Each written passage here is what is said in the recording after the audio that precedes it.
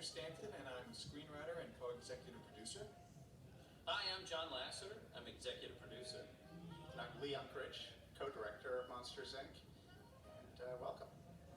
Even though Monsters Incorporated is Pixar's fourth film, its origins start back even before our first film, Toy Story. Toy Story was the first computer animated feature film and Pixar's first feature. And Andrew and Pete and I, along with Joe Ramp, developed the story of that. So one of the things I loved about working on Toy Story was how many friends came up to me and said, oh, I totally believed that my toys came to life when I wasn't in the room. And I was looking around for other things like that we all experienced as a kid. It was sort of a shared experience. So I knew that monsters lived in my closet and were coming out to scare me at night. So I figured a lot of other people felt that way too. The purpose of the title sequence here is basically to set the tone of the film. Without it, we actually had an earlier version where we start right in on the kid asleep in bed, and it becomes a much more spooky, dark, kind of scary tone that we're laying down. With the title sequence, we're hoping to tell people this is going to be fun, it's going to be colorful and upbeat. Jivri Bodo had designed it and also animated it along with Patrick Seymour. What we always try to look for at Pixar is an idea, a story, or subject matter that really connects with the audience, that the audience can relate to. We kind of call it our foundation with the audience, something that they go, yeah, I know that, or that happened to me as a kid.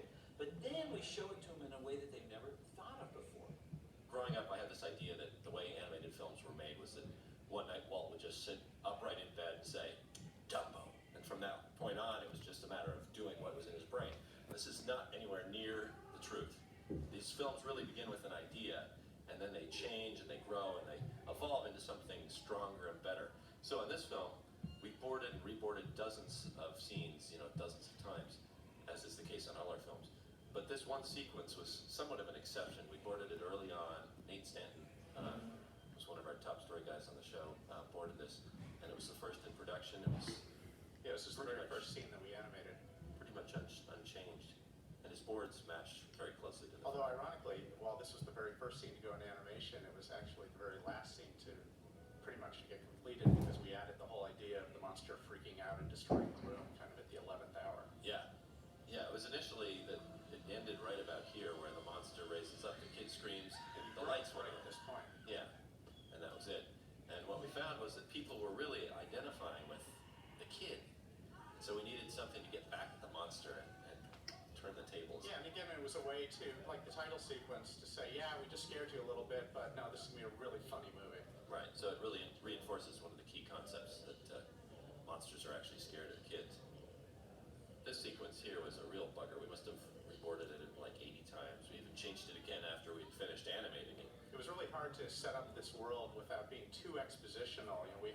This is a world no one's ever seen before, and we wanted to get across a lot of ideas really, really quickly about the rules of the world, and that the monsters were afraid of kids, and that there's an energy crisis, and we were constantly playing this game of how much information is too much information, and at the same time we wanted people to know what was going on.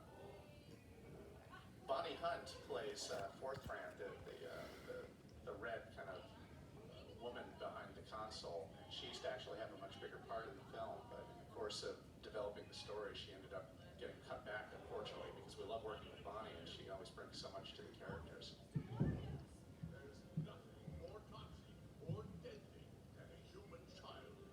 We came up with the idea that the reason monsters go into kids' rooms and scare them is they collect the scream.